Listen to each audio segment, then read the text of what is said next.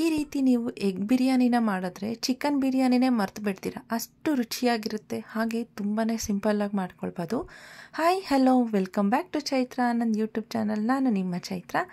ಇವತ್ತು ತುಂಬಾ ಟೇಸ್ಟಿಯಾಗಿ ಹಾಗೆ ತುಂಬಾ ಸಿಂಪಲ್ಲಾಗಿ ಮಾಡ್ಕೊಳ್ತಕ್ಕಂಥ ಎಗ್ ಬಿರಿಯಾನಿನ ಹೇಗೆ ಮಾಡೋದು ಅಂತ ನೋಡ್ಕೊಳ್ಳೋಣ ಬನ್ನಿ. ಮೊದಲಿಗೆ ಎಗ್ ಬಿರಿಯಾನಿನ ಮಾಡ್ಕೊಳ್ಳೋಕ್ಕೆ 6 ಎಗ್ಗನ್ನು ಬೇಯಿಸಿ ಒಂದು ಪ್ಲೇಟ್ಗೆ ಸೇರಿಸಿ ಇಟ್ಕೊಂಡಿದ್ದೀನಿ. ಇದನ್ನು ಮೇಲೆ ಈ ರೀತಿ ಕಟ್ ಮಾರ್ಕ್ ಮಾಡ್ಕೊಳ್ಬೇಕು. ಈ ರೀತಿ ಕಟ್ ಮಾರ್ಕ್ ಮಾಡ್ಕೊಳ್ಳೋದ್ರಿಂದ ಎಗ್ಗೆ ತುಂಬಾ ಚೆನ್ನಾಗಿ ಉಪ್ಪು ಖಾರ ಹಿಡಿಯುತ್ತೆ. ಈಗ ಪ್ಯಾನ್ನ ಬಿಸಿ ಮಾಡೋದಕ್ಕೆ ಇಟ್ಟು ಅದಕ್ಕೆ ಒಂದು ಸ್ವಲ್ಪ ಎಣ್ಣೆನ ಸೇರಿಸ್ಕೊಳ್ಳೋಣ. ಹಾಗೆ ಇದಕ್ಕೆ 1/4 ಟೇಬಲ್ ಸ್ಪೂನ್ ಅರಿಶಿಣದ ಪೌಡರ್, ಹಾಗೆ ಅರ್ಧ table spoon red chilli powder ಮತ್ತು ಸ್ವಲ್ಪ ಉಪ್ಪನ್ನು ಸೇರಿಸ್ಕೊಳ್ಬೇಕು. ಈ ರೀತಿ ಎಣ್ಣೆಗೆ ಸ್ಪೈಸಸ್ನ ಹಾಕಿ ಫ್ರೈ ಮಾಡ್ಕೊಳ್ಳೋದ್ರಿಂದ ತುಂಬಾ ಚೆನ್ನಾಗಿ ಬರುತ್ತೆ. ಈಗ ಇದಕ್ಕೆ ಕಟ್ ಮಾರ್ಕ್ ಮಾಡಿದ್ವಲ್ವ ಎಗ್ಗು, ಅದನ್ನು ನಿಧಾನಕ್ಕೆ ಸೇರಿಸ್ಕೊಳ್ಬೇಕು. ಎಗ್ಗನ್ನು ಹುರಿಬೇಕಾದ್ರೆ ಅಥವಾ ಫ್ರೈ ಮಾಡಬೇಕಾದ್ರೆ ಸ್ಟವನ್ನು ಲೋ ಅಥವಾ ಮೀಡಿಯಂ ಫ್ಲೇಮಲ್ಲಿ ಇಟ್ಕೊಂಡು ಮಾಡಿದ್ರೆ ತುಂಬಾ ಚೆನ್ನಾಗಿ ಬರುತ್ತೆ. ಸುಮಾರು 4ರಿಂದ 5 ನಿಮಿಷ ಇದನ್ನು ಈ ರೀತಿ ಮೂವ್ ಮಾಡಿಕೊಂಡು ಹಾಗೆ ಕೈ ಆಡಿಸ್ತಾ ಫ್ರೈ ಮಾಡ್ಕೊಳ್ಬೇಕು. ಕಲರ್ ಚೇಂಜ್ ಆಗುತ್ತೆ, ನಿಮಗೆ ಗೊತ್ತಾಗುತ್ತೆ. ಆಗ ಕಲರ್ ಚೇಂಜ್ ಆಗಿ ಮತ್ತು ಸ್ವಲ್ಪ ಹಾರ್ಡ್ ಥರ ಅನಿಸುತ್ತೆ. ಈ ಟೈಮಲ್ಲಿ ಸ್ಟವನ್ನು ಆಫ್ ಮಾಡಿ ಫ್ರೈ ಮಾಡಿ ಇಟ್ಕೊಂಡ್ರೆ ಎಗ್ನ ಒಂದು ಪ್ಲೇಟ್ಗೆ ಸೇರಿಸಿ ಇಟ್ಕೊಳ್ಳೋಣ. ಹಾಗೆ ಕುಕ್ಕರ್ನ ಬಿಸಿ ಮಾಡೋದಕ್ಕೆ ಇಟ್ಟು ಒಂದು 4ರಿಂದ 5 ಟೇಬಲ್ ಸ್ಪೂನ್ ಎಣ್ಣೆನ ಹಾಕಿ ಚಕ್ಕೆ, ಲವಂಗ, ಏಲಕ್ಕಿ, ಹಾಗೆ ಸ್ಟಾರ್ ಹೂವು, ಮರಾಠ ಮೊಗ್ಗು ಎಲ್ಲವನ್ನು ಸೇರಿಸ್ಕೊಳ್ಬೇಕು. ಈ ರೀತಿ ಸ್ಪೈಸಸ್ನ ಹಾಕಿ ಸ್ಟವನ್ನು ಮೀಡಿಯಂ ಫ್ಲೇಮಲ್ಲಿ ಇಟ್ಕೊಂಡು ಮಾಡಿದ್ರೆ ತುಂಬಾ ಚೆನ್ನಾಗಿ ಬರುತ್ತೆ ಫ್ಲೇವರು. ಈಗ ಇದಕ್ಕೆ ಕಟ್ ಮಾಡಿ ಇಟ್ಕೊಂಡಿರೋ ಈರುಳ್ಳಿಯನ್ನು ಹಾಕಿ ಚೆನ್ನಾಗಿ ಫ್ರೈ ಮಾಡ್ಕೊಳ್ಬೇಕು. ಈರುಳ್ಳಿ ಲೈಟಾಗಿ ಫ್ರೈ ಆಗ್ತಿದೆ ಅನ್ನೋ ಟೈಮಲ್ಲಿ ಕಟ್ ಮಾಡಿ ಇಟ್ಕೊಂಡಿರ್ತಕ್ಕಂಥ ಒಂದು ಟೊಮೆಟೊನ ಸೇರಿಸ್ಕೊಳ್ತಾ ಇದ್ದೀನಿ. ಟೊಮೆಟೊ ಸಾಫ್ಟ್ ಆಗೋ ತನಕ ಚೆನ್ನಾಗಿ ಫ್ರೈ ಮಾಡ್ಕೊಳ್ಬೇಕು. ಹಾಗೆ ಇದಕ್ಕೆ ಒಂದು ಹಸಿಮೆಣ್ಸಿನ್ಕಾಯಿನ ಸೇರಿಸ್ಕೊಳ್ತಾ ಇದ್ದೀನಿ.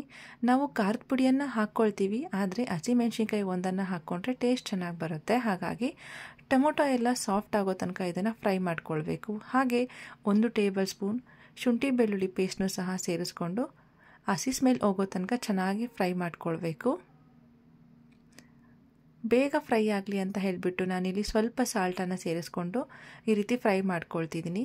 ಈ ರೀತಿ ಉಪ್ಪನ್ನು ಹಾಕೋದ್ರಿಂದ ತಳನೂ ಹತ್ತೋದಿಲ್ಲ. ಹಾಗೆ 1 table spoon red chilli powder, 1 table spoon ಧನಿಯಾ ಪೌಡರ್, ಹಾಗೆ ಅರ್ಧ ಟೇಬಲ್ ಸ್ಪೂನ್ ಜೀರಿಗೆ ಪೌಡರ್ನ ಸೇರಿಸ್ಕೊಂಡು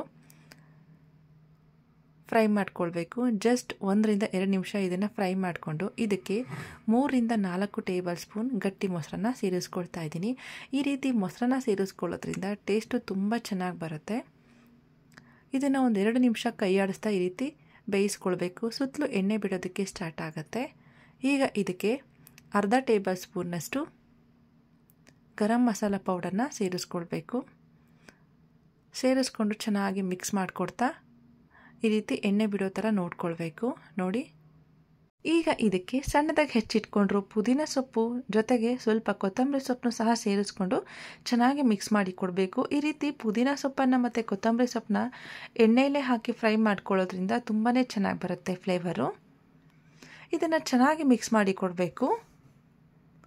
ನೋಡಿ ಎಷ್ಟು ಚೆನ್ನಾಗಿ ಸಾಫ್ಟ್ ಆಗಿದೆ ಅಂತ. ಈಗ ಇದಕ್ಕೆ ಅರ್ಧ ಟೇಬಲ್ ಸ್ಪೂನಷ್ಟು ಬಿರಿಯಾನಿ ಪೌಡರ್ನ ಸೇರಿಸ್ಕೊಳ್ತಾ ಇದ್ದೀನಿ.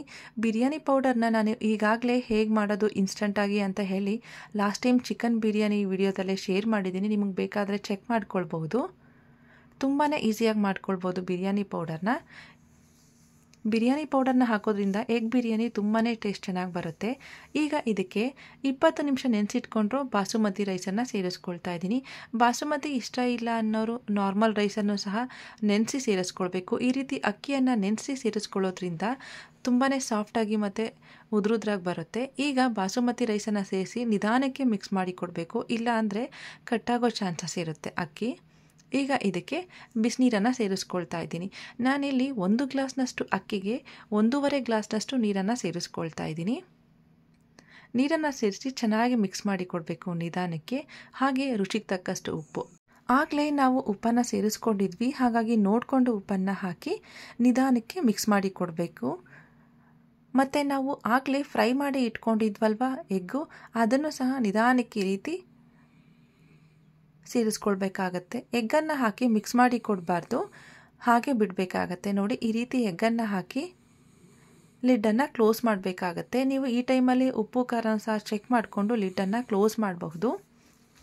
ಸ್ಟವನ್ನು ಮೀಡಿಯಮ್ ಫ್ಲೇಮಲ್ಲಿ ಇಟ್ಕೊಂಡು ಜಸ್ಟ್ ಒಂದು ವಿಷಲ್ ಕೂಗಿಸ್ಕೊಂಡ್ರೆ ಸಾಕು. ಬಾಸುಮತಿ ರೈಸ್ ಆಗಿರೋದ್ರಿಂದ ಒಂದು ವಿಷಲ್ ಆದರೆ ಸಾಕಾಗತ್ತೆ. ನೋಡಿ ಎಷ್ಟು ಚೆನ್ನಾಗಿ ಬಂದಿದೆ ಅಂತ, ತುಂಬಾ ಚೆನ್ನಾಗಿ ಬಂದಿದೆ. ನೋಡ್ತಾ ಇದ್ದೀರಾ ಅಲ್ವಾ? ಈಗ ಇದಕ್ಕೆ 1 ಟೇಬಲ್ ಸ್ಪೂನಷ್ಟು ತುಪ್ಪನ ಸೇರಿಸ್ಕೊಳ್ತಾ ಇದ್ದೀನಿ. ಈ ರೀತಿ ತುಪ್ಪನ ಸೇರಿಸ್ಕೊಳ್ಳೋದ್ರಿಂದ ತುಂಬಾ ಚೆನ್ನಾಗಿರುತ್ತೆ ಟೇಸ್ಟು.